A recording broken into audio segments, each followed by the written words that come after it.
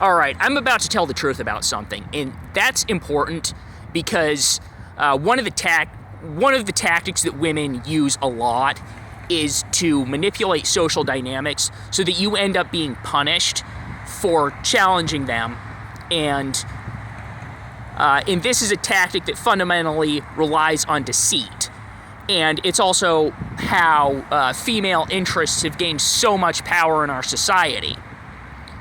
And if we want to challenge them, then we have to be willing to tell the truth and expose the lies that the feminists least want exposed.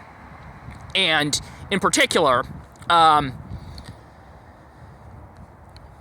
there's a lot of ideological arguments that you'll hear thrown around based on these generalizations that men are like these dangerous sexual predators that have to be controlled in order to protect women. And you'll also, another thing that happens is we do have some social norms that are designed to protect women from men who are being creepy, but women will also weaponize these norms in situations where they're completely inappropriate, and they're essentially just trying to get away with engaging in nasty behavior in order to humiliate men. And so But here's the thing that's interesting about this, is this whole idea that we have to soften men in order to make them less threatening to women, which is essentially what you'll hear at the bottom of most of these arguments.